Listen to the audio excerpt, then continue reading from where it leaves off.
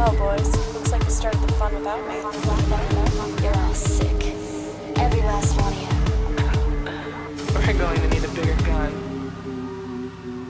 What's the matter? You scared of things that go boom, boom, boom?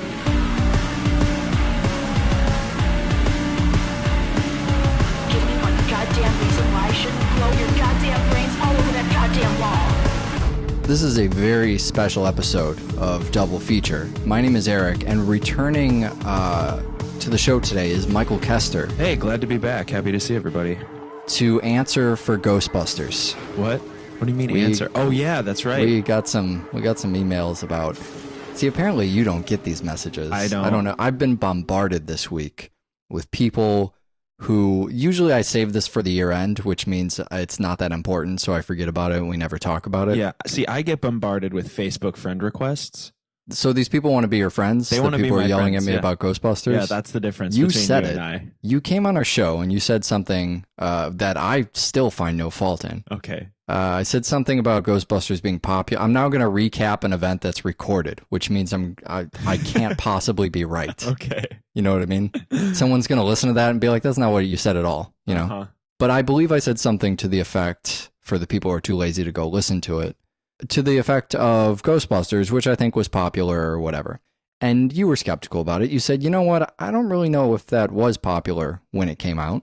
I think it could have been popular, you know, when it made its way to DVD or Yeah. cult hit or Yeah. whatever. Like so many of the things Sure. we talk about on the show. Uh-huh. This really upset people for some reason. So apparently it was really popular when it came out? Is that? Not only was it popular for, you know, when it came out in the theater, but also you're an idiot. Oh. So say the emails. So I just wanted to. Okay. I mean, I'm just delivering the message, man. Didn't I it don't come know out what when I was 1 year old? So.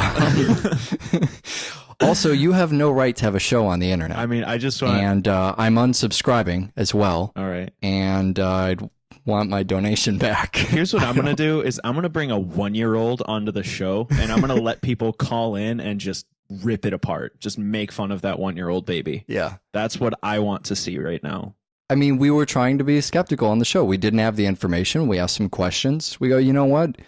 Was Ghostbusters popular? I don't know. Is that just a thing we commonly think? Apparently it was. So say people email. I don't know. Whatever. So it was popular. Great. Good for Ghostbusters. I'm glad everybody likes Ghostbusters. They got very upset by this. I like when movies are popular. I just am skeptical to believe all movies are popular when they come out. Look at fucking Rocky Horror Picture Show, right? Yeah, sure. And that's more, I think, the type of movie. You know, I used to resist that. I used to be like, we cover all types of movies. But most of the movies we cover are either never popular or popular 65 years after they came out in theater. I'm not afraid to, but, you know, it's saturated. It's a saturated market to talk about Titanic. Yeah. It's right. a saturated market to talk about The Dark Knight. I don't know if it's a saturated market to just talk about the second tape of the 2-tape set of Titanic, No, though. I think that probably could not. be a... Also, really open market is discussing Freeway and nothing. Thank you. I was just going to force you to do that awkwardly without a segue, and there you go. I ruined it.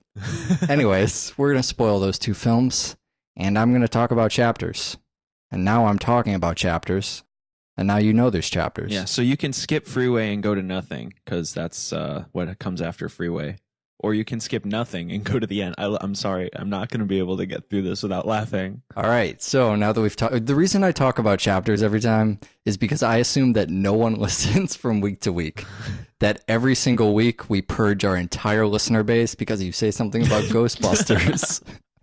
And then no one's listening who was listening last week. Which is good that I told them about Ghostbusters, so now the new people can get upset and they can chapter over this. Why don't we just start that 10 at the minutes beginning of their every life that I've- episode? At the beginning of I've every wasted. podcast, we should be like, also, once upon a time, we didn't know whether or not Ghostbusters was popular, so feel free to stop listening now, or chapter over. All right, so Freeway is going to be first. It is first. And I think Freeway is, it's really to contrast it to the mainstream, the Titanics of the film world.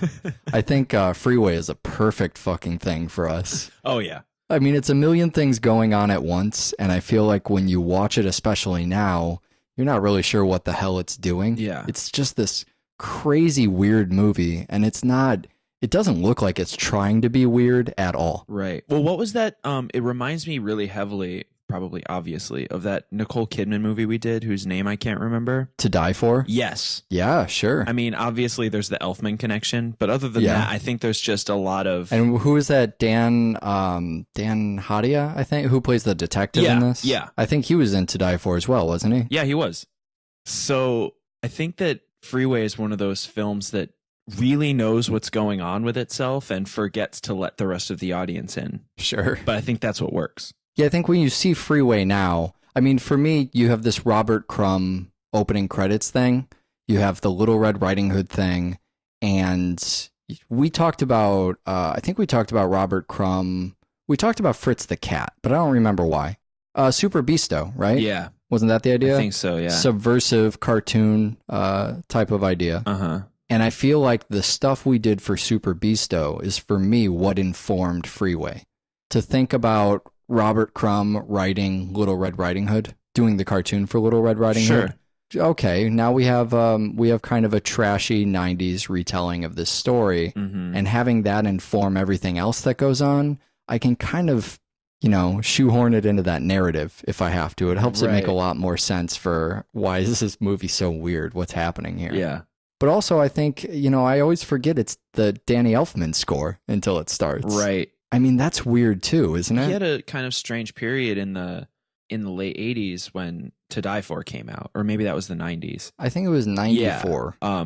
Well, then I guess, the late 80s was when Oingo Boingo was breaking up, but this was still before he started doing the bigger score stuff. I mean, I'm talking Spider-Man. Yeah. Not Batman. Spider-Man was after the 80s and the 90s, so somewhere in that period before Spider-Man.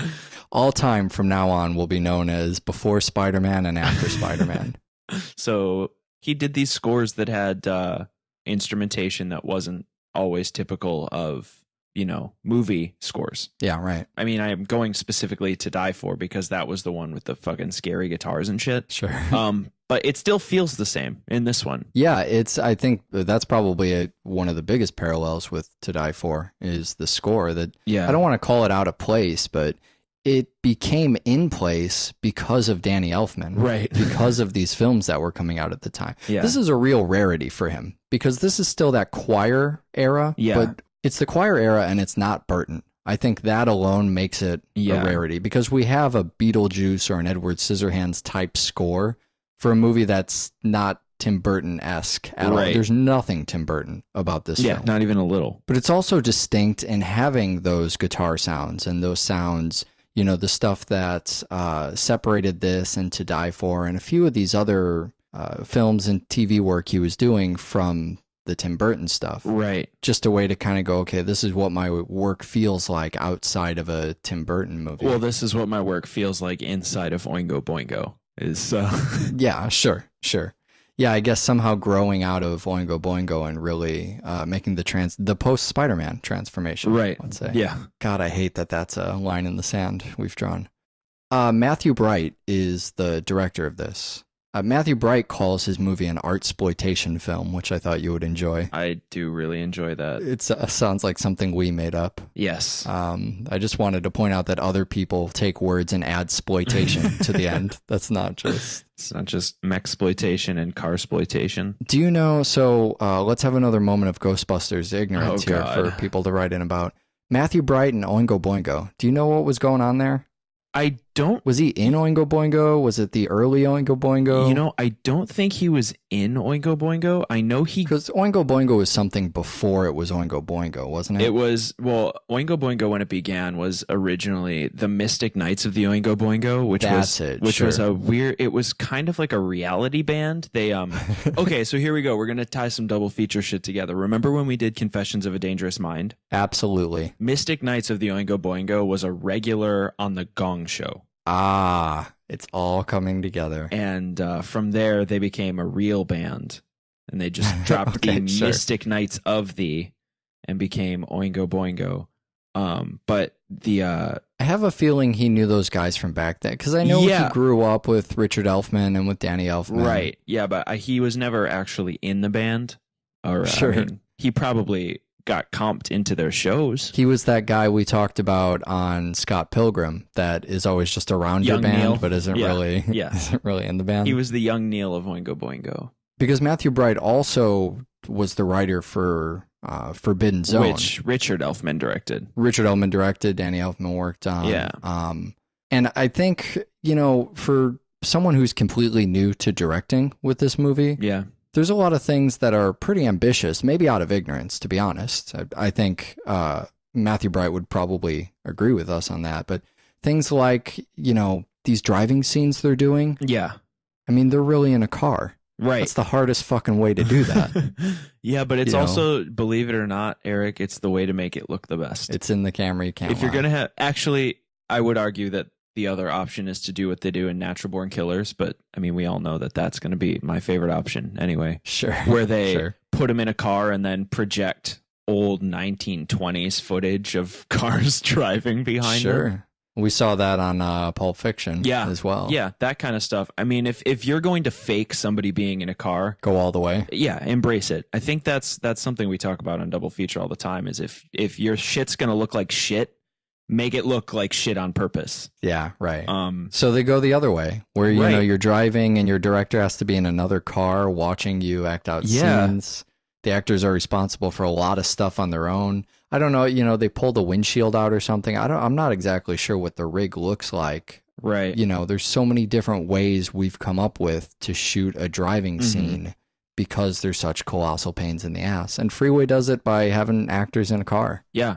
It's kind of emblematic of the level of guerrilla type grit that the film maintains throughout the whole movie. Sure. Like I said, the film knows what it's doing.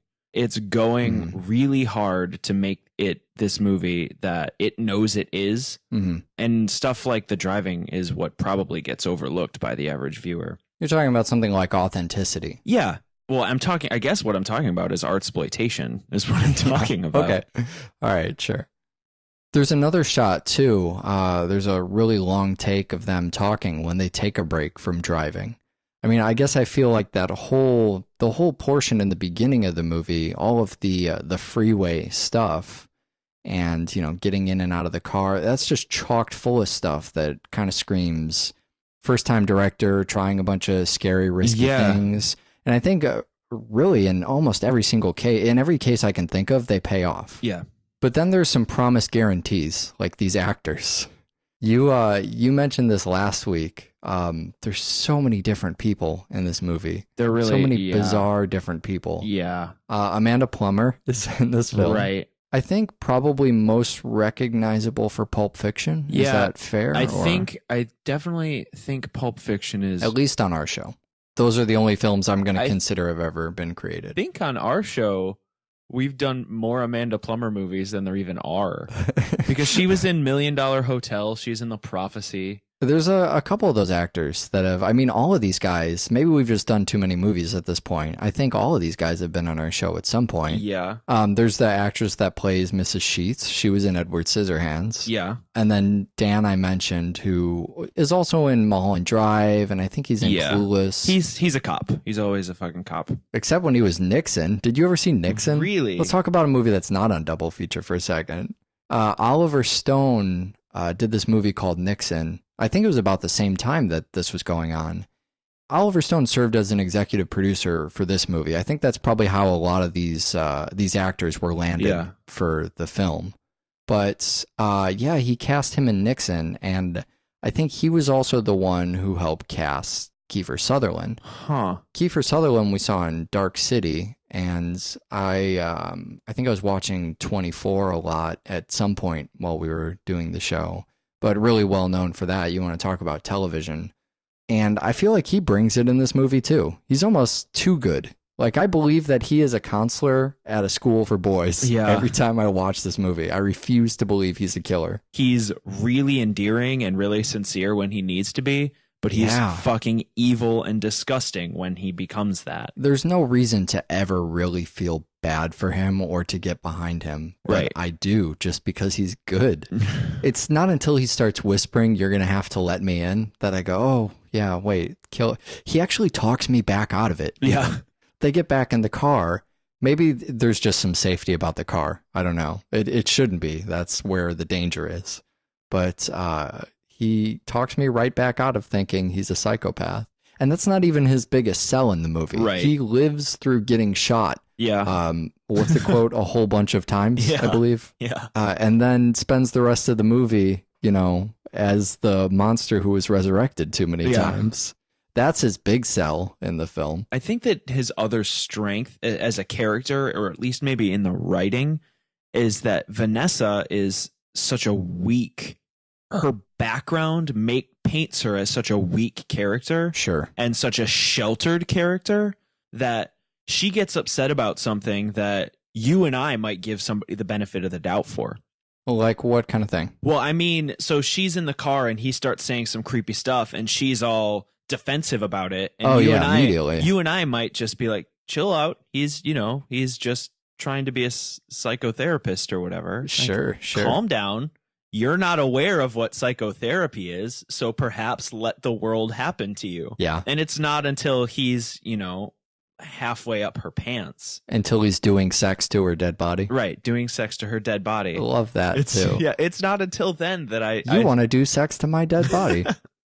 But that is a perfect encapsulation of what I'm saying is she is so naive and sheltered that I'm always tempted to side with Kiefer Sutherland's character because he seems more worldly and more, no, listen, darling, you don't even know what the world is like. Yeah, for sure. You're overreacting to something you've never experienced. Yeah, Vanessa's character is a really interesting one too. She has this knack for breaking things down to their basest components. Right. That it might make her look simple. I mean, when we're introduced to her, we find out she's illiterate. That's the first thing we learn about her. Yeah.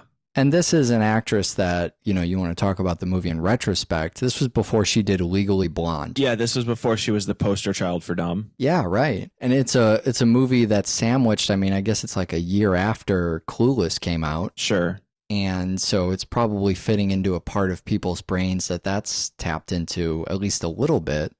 I don't know why I always think about Clueless when I watch this movie. That's always there a little bit, even though there aren't really a lot of connections to that. That's weird. You think Clueless, I think Gummo. Yeah. Well, I could see a lot of that too. That's probably where my mind should go. It's a little too fun and a little too accessible. I think. Oh, maybe you didn't think Gummo was fun and accessible? You need to rewatch that. There's something I love about her character. I mean, she's so juvenile and she can't not be herself, Right. She's in court and she's you got beat with an ugly stick. I mean, just no control, no idea. Hey, I should tone it down here because I'm in court. Yeah, and that's kind of another turning point for me as getting to know and like Vanessa is when her kind of naivety turns into her being a strong person, and she doesn't know any better, but she's in a situation where not knowing any better makes her authentic. And makes her, a strong person. Well, we see her defend herself really well. Yeah. And that almost comes as a surprise because of how, I guess, illiterate. I'll just keep using the word illiterate she is. We assume she's really an underdog here. And she is. She's the victim. But when the Freeway portion of the film, which ends surprisingly quickly a movie called Freeway. Yeah. I mean, there's another exploitation right there, title exploitation. Yeah, totally. So, pulls the gun on him, gets the upper hand. This isn't going to be a story about, it's not even so much rape revenge. You want to talk about exploitation. I mean, she's all over this situation. She knows she comes from a slum. She knows how to defend herself and shoots him a million times. And then the headgear comes out. Well, then John Waters is where it goes from there. Sure. It goes as if it wasn't already. Goes to Serial Mom from there. The headgear and the mouth and the shed of pornography. And that's how you know he's a killer, by the way. Yeah, porn shed. That's the thing that's the most upsetting about Freeway for me. The most bizarre is that no one is convinced he's a killer until they open up a shed and he has some barely legals. Yeah. And suddenly, well, it's all been revealed now. Yeah. Now we finally understand. But the police don't believe her, and that just drives me nuts. The fact that they're antagonistic for seemingly no reason. Yeah. Well, it's because again they know better, and she's a punk. Sure. That's the kind of. I mean, I know I keep going back to it, but her character makes it very difficult to be on her side. Not a reliable when you witness. first get to know her. Yeah, exactly. And so these cops are all, yeah, I'm sure that really happened. Yeah, I bet. And that just pisses her off. And so then she just becomes irate and absolutely inconsolable. And then there's no reason to be on her side because she's dangerous. Well, Kiefer Sutherland knocked out her grandma and stole her shower cap. I mean, that's a pretty good reason to be on her side. That's true. I mean, if the headgear in the mouth wasn't enough, then you have Kiefer Sutherland dressed up as someone's grandma to really, really seal in the Red Riding Hood. Yeah. Do you feel like that's kind of a point where the Red Riding Hood aspect of the film jumps the shark? She starts in a red jacket with a basket. Yeah. She chooses to run away from home with a basket. I mean, so no, what you're saying is that it jumps the shark right at the beginning, and so by the end it's doing aerial backflips over giant whale sharks. We're finding this out over and over. The answer to I want to get away with something in the film is do it in the first frame. Yeah, no, do it in the first fucking frame, and then I mean, what's the audience going to say? Yeah. They could have turned around and left. They didn't go through the whole movie and then find out he was going to dress up as grandma. Right. They got a fucking Robert Crumb sequence in the beginning. It's true. They know what's coming. Hey, here's a segue for you. Speaking of knowing what's coming, can we talk about the sequel to Freeway? Oh, God. This is the thing I want to say about the sequel. And you can just, tell me where I'm at on this, because I don't know. The sequel to Freeway, it's called Freeway 2. Confessions of a Trick Baby. Yeah, you know what I'm talking about. I have it written down. Oh, that's good. It looks like the American Psycho 2 type of, the studio Grease 2. Studio has the rights to something. They want to cash in on those rights. So they just tack a 2 on the end of something that's clearly, Troll 2. I wasn't going to go there. But yeah, I mean, clearly here was a big event and we're going to make Pulp Fiction 2 without any, without that. And then the director releases what today I guess is an angry blog post or some kind of statement. Right. I had nothing to do with S. Darko, a Donnie Darko tale. I don't know what the studio's making these terrible movies. But Matthew Bright wrote and directed. Yeah. It's his movie. I don't know anything about it. Sure. Which is, as we're also finding, the best thing to talk about on our show is things we don't know about. I mean, I honestly don't even know to what extent it actually exists. Neither of us have seen it. Is it real? I know there's a poster, and I know you can buy VHSs on Amazon for $50. All right, then it's clearly real. Well, or it could just be Matthew Bright having an Amazon account. Yeah. Sure. I mean, it could be Sleepaway Camp 4. All right, time to talk about a different movie. That's clearly... Yeah, let's talk about nothing. This is a really excellent opening for you because I don't think a movie has ever more blatantly lied about this is 100% true. Oh, we my totally God. mean it. I fucking love it. This really happened, every single word of it. Yeah. This takes the Fargo thing and the Spun thing and just puts it exactly where I want it to be. Yeah, sure. Fargo was based on a true story, and Spun is based on the truth and lies, which I think at the time we both agreed every film should be preceded with. Sure. But yeah, Nothing goes ahead and says this is absolutely true. Every bit of this happened. And the best part about it is if you know that these are from the guys that made Cube, it's just waiting for the moment that you can, I guess, just start cracking up at the fact that this is reality. Sure. But, and here's the weird part, and I don't know if you thought about it, nobody can actually prove it never happened. Thanks for that. Yeah. Except the cops that watched the house disappear. I'm not even going to touch that. We get another animated intro, and it sets up this story of best friends. Yeah. So, I mean, this could be rooted in some reality. We're using the same names as the actors and so forth. Sure. This is a great little sequence, too. You get these cutout-y kind of, there's crayons and a retro arcade scene. And yeah. This is another fine example of the beginning is where you put your hard sells. Mm-hmm. This is all exposition.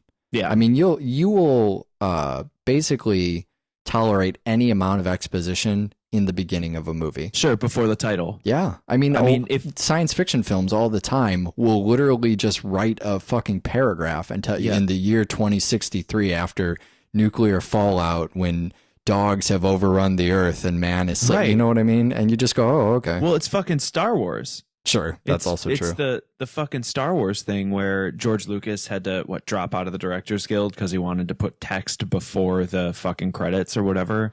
I didn't know that. Is that true? Yeah, I've heard. I feel I'm so pissed off because I feel like I need to cite all my fucking sources now. Well, I'd also like to point out that you can stop because you've officially mentioned Star Wars more times than Mythbusters this season. Oh, so if you'd like to just bail on this line of thought. Yeah, we'll just no. But I am curious though. So you've heard that I've heard that he had to drop out of the Directors Guild because he didn't want to start the film with credits. I thought he dropped out of the Directors Guild because he wanted to make Sin City with Robert Rodriguez. Let me say really quick though that I love George Lucas because he sold Star Wars and gave all his money away. That's really the only thing I need to say about George Lucas. Way to go, George Lucas.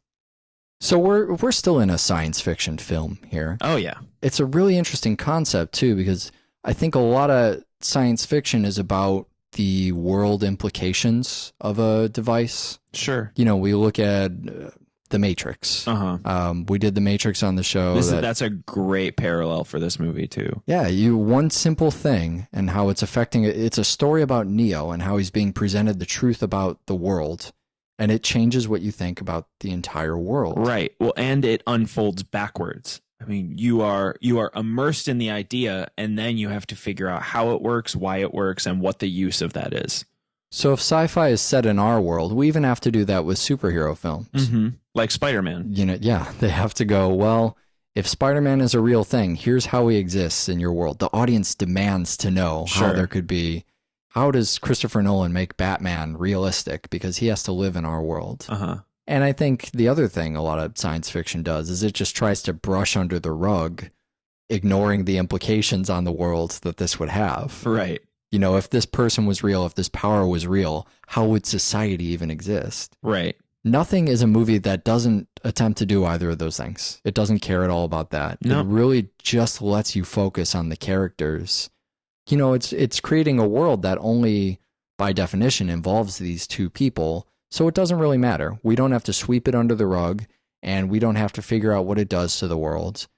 We just get beyond that, and then, you know, we really do get to have a movie that's just about these. I don't think the concept gets in the way of the characters at all.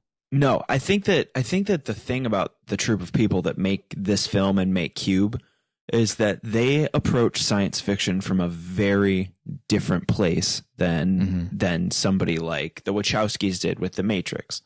Nothing and Cube, I mean, more so Nothing, are films where instead of bending the world into an interesting scientific way to pique your brain, it's creating a situation that forces stress on characters and causes them to develop in ways they never wanted to. Interesting. Yeah, I guess that was true of Cube as well. It puts these characters who all have very deep character bases in situations where those would never have to come out. Right. Unless this were happening. Sure. Cube, I mean, it's a little bit more in the horror sense of everything. But I think this film, basically, it straight up takes these two guys, strips the world away, and goes, how do you function when there is no world and you have the power to take away anything? You bounce up and down and play a bunch of games. I fucking love it. That's the answer. I fucking love it. Yeah, to contrast it to Cube, too, being a lot more horror. This is it's a very lighthearted movie. The white space is very... Also funny to think about The Matrix, another movie. We've never really talked about infinite white space, have we? 5 years, probably. But let's say no. So it's bouncy, which is something you didn't know about infinite white space, but you've never seen someone jump on it. Apparently it's bouncy. That's true. It's not like tofu, though. No. And I do want to point that out, because while our characters don't eat a lot of tofu, I've jumped on many a cube of tofu, Michael. And let me tell you, I don't know. Infinite white space is done. It's an interesting thing you can do at home if you have video editing software. That's really the trick to make it great. Seasons 1 through 8 of bullshit. That's my favorite use of it. Oh, God, I love that. Just no reason to do it. It's just to class up the joint. That's why bullshit is science fiction. Penn and Teller exist only in my mind, which is probably a rightful domain for them. Infinite white space is done by you have a white floor and a white wall, and that's really your basic. I mean, you're in a white room as far as where the camera can see. That's the basic piece you need. you can make it appear more professional by making I'm making diagrams no one can see with my hands. The seam between the floor and the wall. Sure. If you can make that seam disappear by rounding it. Yeah. So, some kind of big piece of white tape that's taped, let's say 10 feet in front of where the wall starts, and then taped onto the physical wall. Yeah. So that your camera doesn't see that sort of dark line of where the wall and the floor meet. Sure. And then you light it in such a way that, you're really, really exposing the wall and the floor to make them so bright you can't see the detail of the texture of those things. And then if you really want to finesse it, you bring it into software like Final Cut and you just blow out the very highlights enough that you get rid of you make sure it's the purest white that it could possibly be, that you can see no detail. It's as blown out as possible. But if you've ever seen, sort of behind the scenes or rough footage from something like Bullshit, that's a really good example. Look that up. It's probably on YouTube or something. Outtakes from Bullshit. You'll notice it before color correction, and you can get a more real sense of what they're actually doing there in the day, which is just standing around a white room before color correction. So many of the effects in this movie are audio-based, though. I mean, once you've proven that you can make something disappear, you don't really need to rely on that anymore. Yeah. You could just reference it. You made the clock disappear with the sound, and later you can just play that sound, and people will go, oh yeah, there were a lot of effects in that movie. They made a lot of stuff disappear. Right. And I love that. That's a great, do-it-yourself kind of gimmick, too. They vanish memories, which it's not even, I mean, when they're standing outside the house claiming things have vanished, that's one thing. But to vanish memories, they couldn't even show that. Right. So the characters just make a squinty face, you play the sound, and not for a second do you realize that they aren't really doing an effect. They're doing nothing right now. They're just playing a sound. Well, you go back and you think about it, and I mean, you might even think about it like, and I remember seeing all these memories just going through and disappearing. You don't see shit. You never see anything. No, you don't see anything. They're acting really hard. And they're making the mind beam face. It's the scene, one of the 150 scenes where they're furious at each other. Sure. Where they're standing outside the house, and I don't remember exactly I think it's a bedside table or a dresser or something. Sure. That they make disappear, and then you hear the lamp break. Oh yeah, for sure. That kind of stuff. Insult to injury, make the lamp vanish. The stuff like that is where the infinite white space forces you to imagine a lot more. Yeah, sure. And so by that point, you're visualizing all this stuff that isn't even really happening. Well, and this is our characters have gotten to such an extreme point by now that we're I want to say pretty immersed. I mean, I don't know how uniform this is for everybody else. When I watch this movie, I'm so immersed in the story of these two characters that I'm just, I'm buying the things they're trying to, okay, you made a lamp vanish. Of course you did. Yeah. I'm completely immersed in this fight they're having. And this is a long way. These are characters that start with social anxieties. Mm-hmm. Sometime we should tell the story of Gary. I feel like that's Yeah. This is probably not the right time for that, but if you ever meet us in person, that's all you have to do. You have a conversation starter right now. Yeah. Ask us about Gary. Yep. But I'll now reveal the story on accident. But the sound of someone knocking, there you go, is just awful. Or like the sound of their buzzer. Their home is being invaded. Sure. That's a sound for me too. I mean, maybe I identify a lot with these characters, but just every time you hear that buzzer, it's fucking Pavlovian conditioning, Yeah. And rightfully so. I mean, every time the buzzer rings, something awful is at the door. Yep. These are characters that, one of which refuses to even leave the house, but they don't like the outside world. Sure. And sure enough, what do they know about the outside world? They know little girl's mom. Yeah. They know tearing down the house. They know the police are coming in to get them. Sure. It seems like a pretty awful world out there. Yeah. Well, also the other thing that represents that I think is really interesting from a storytelling standpoint, and I'm going to try really hard not to make a groaning pun here. Uh-oh. But this film takes place after the climax of a film. This film goes, so you know how you watch a movie and all the stuff kind of comes to a head and culminates, and you pretty much see these people's lives ruined, and that's how things end. This is what happens after that. Nothing happens after that. Sure, right. It's kind of a weird illustration of you take the point where the film would otherwise end, where you realize that these people do not function in a normal society well enough to fucking survive. To be in that normal society. Right. Yeah, this perfect place they've built crumbles apart, you know, because one of the characters gets swindled by this girl he likes. Yeah. You know, and that's all it takes for their perfect little existence to come crumbling down.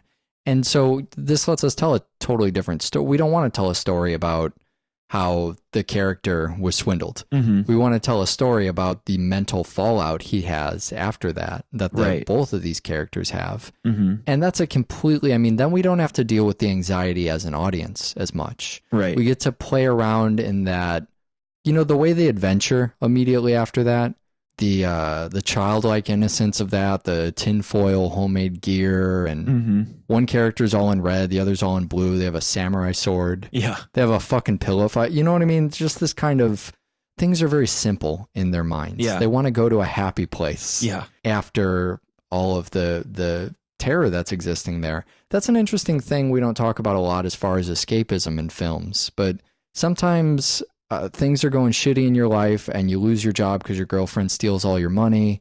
And I don't know, you just want to get away from that place. And a film like Nothing is not only about that, but it allows the audience to do that too. It goes, well, let's have a lighthearted film that can get your mind off things. It can, you know, it's going to be about these two characters. It's going to be a little goofy.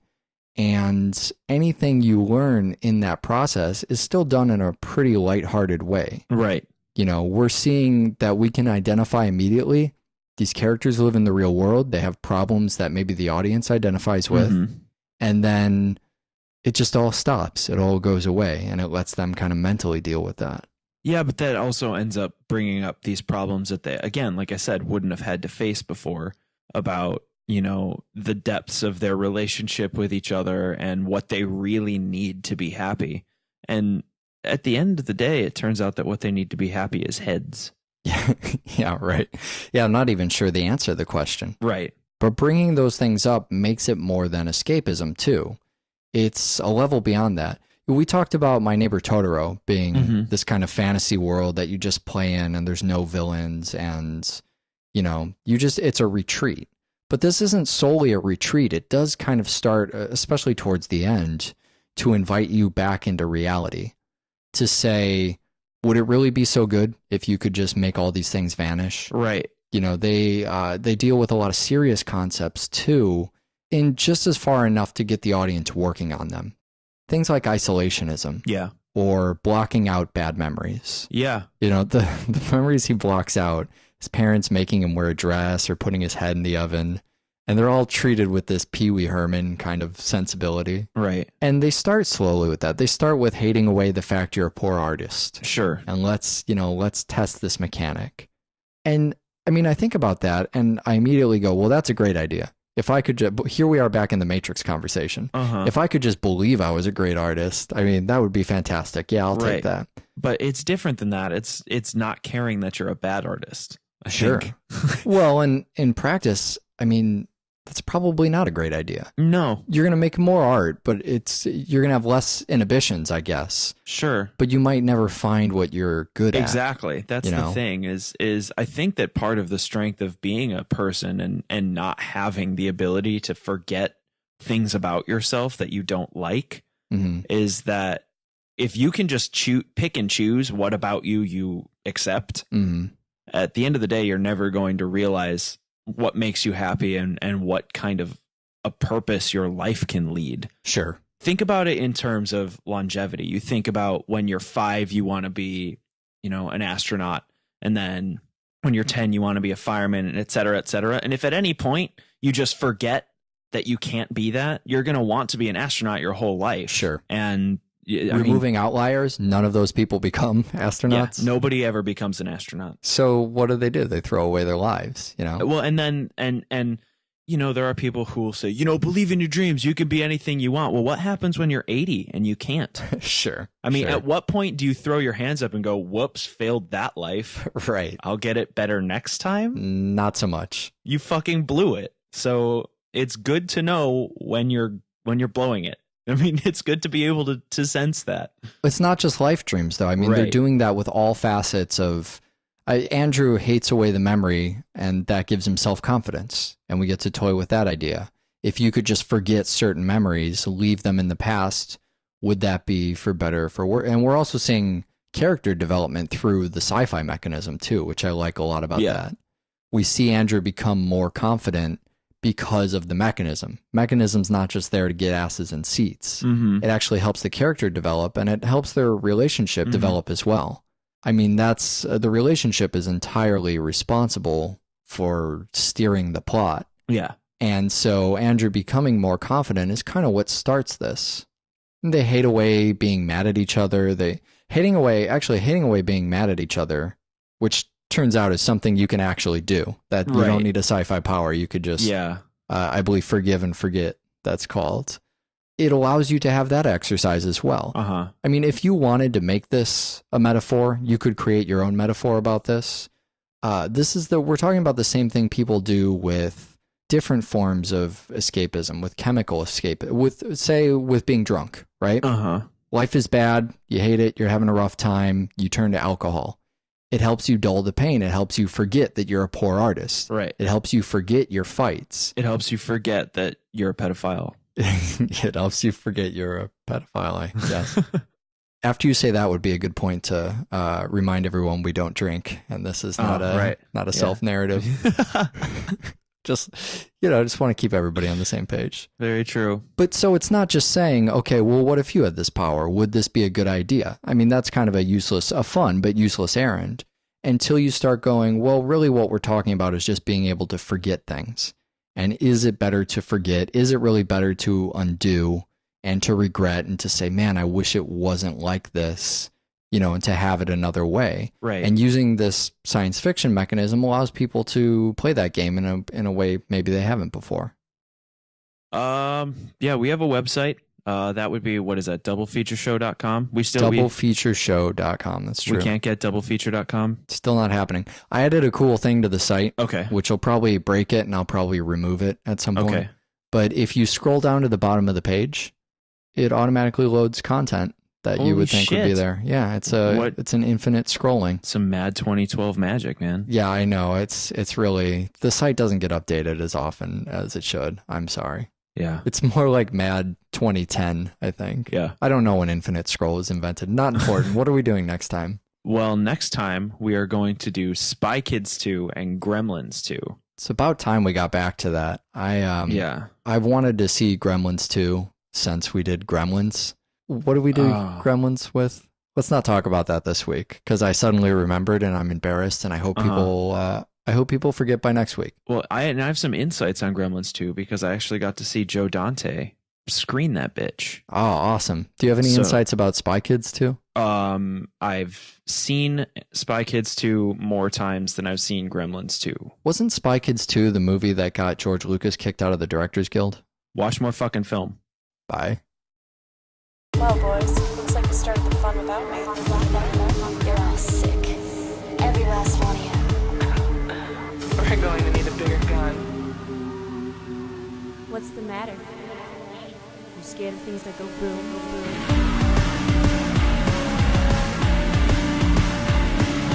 Give me one goddamn reason why I shouldn't blow your goddamn brains all over that goddamn wall. This is a very special episode of Double Feature. My name is Eric, and returning to the show today is Michael Kester. Hey, glad to be back. Happy to see everybody. To answer for Ghostbusters. What? What do you mean answer? Oh yeah, that's right. We got some emails about. See, apparently you don't get these messages. I don't. I don't know. I've been bombarded this week with people who usually I save this for the year end, which means it's not that important, so I forget about it and we never talk about it. Yeah. See, I get bombarded with Facebook friend requests. So these people want to be your friends? They want to be my friends. People are yelling at me about Ghostbusters? Yeah, that's the difference you between said you it. and I. You came on our show and you said something that I still find no fault in. Okay. I said something about Ghostbusters being popular. I'm now going to recap an event that's recorded, which means I can't possibly be right. Okay. You know what I mean? Someone's from week to week. That every single week we purge our entire listener base because you say something about Ghostbusters.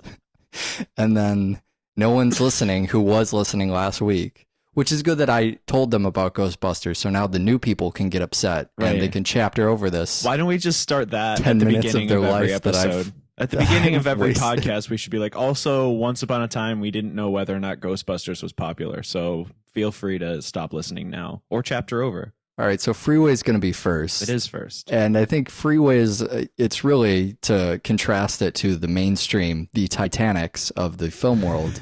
I think Freeway is a perfect fucking thing for us. Oh, yeah. I mean, it's a million things going on at once, and I feel like when you watch it, especially now, you're not really sure what the hell it's doing. Yeah. It's just this crazy, weird movie, and it's not... It doesn't look like it's trying to be weird at all. Right. Well, what was that?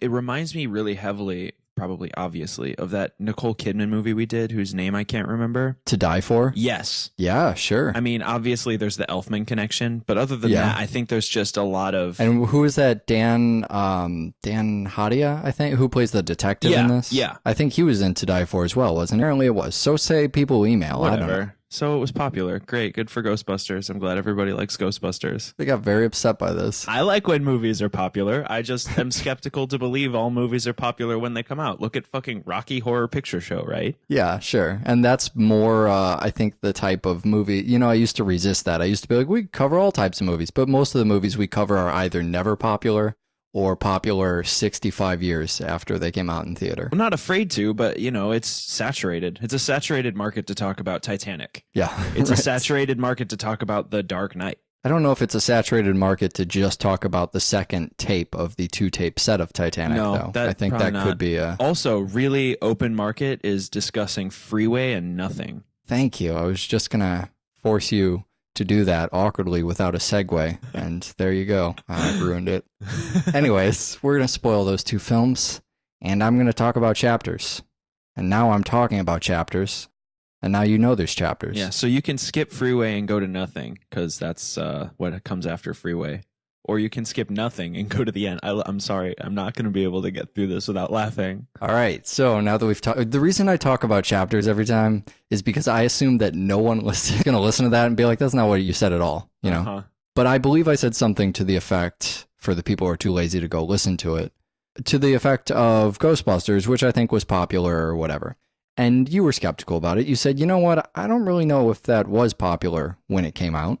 I think it could have been popular, you know, when it made its way to DVD or cult hit or whatever. Like so many of the things we talk about on the show. Uh-huh. This really upset people for some reason. Did everybody... So apparently it was really popular when it came out? Is that... Not only was it popular for, you know, when it came out in the theater, but also you're an idiot. Oh. So say the emails. So I just wanted to... Okay. I mean, I'm just delivering the message, man. Didn't it come out when I was 1 year old? So, also, you have no right to have a show on the internet. I mean, I just want... And I'm unsubscribing as well. All right. And I'd want my donation back. Here's what I'm going to do is I'm going to bring a 1 year old onto the show, and I'm going to let people call in and just rip it apart. Just make fun of that 1 year old baby. Yeah. That's what I want to see right now. I mean, we were trying to be skeptical on the show. We didn't have the information. We asked some questions. We go, you know what? Was Ghostbusters popular? I don't know. Is that just a thing we commonly think? Apparently. Yeah, he was. So I think that Freeway is one of those films that really knows what's going on with itself and forgets to let the rest of the audience in. Sure. But I think that's what works. Yeah, I think when you see Freeway now, I mean, for me, you have this Robert Crumb opening credits thing. You have the Little Red Riding Hood thing. And we talked about, I think we talked about Robert Crumb. We talked about Fritz the Cat, but I don't remember why. Super Beasto, right? Yeah. Wasn't that the idea? I think so, yeah. Subversive cartoon type of idea. Uh-huh. And I feel like the stuff we did for Super Beasto is, for me, what informed Freeway. To think about Robert Crumb writing Little Red Riding Hood, doing the cartoon for Little Red Riding Hood. Okay, now we have kind of a trashy 90s retelling of this story, and having that inform everything else that goes on, I can kind of, you know, shoehorn it into that narrative if I have to. It helps it make a lot more sense for why is this movie so weird? What's happening here? Yeah. But also, I think, you know, I always forget it's the Danny Elfman score until it starts. Right. I mean, that's weird too, isn't it? He had a kind of strange period in the late 80s when To Die For came out, or maybe that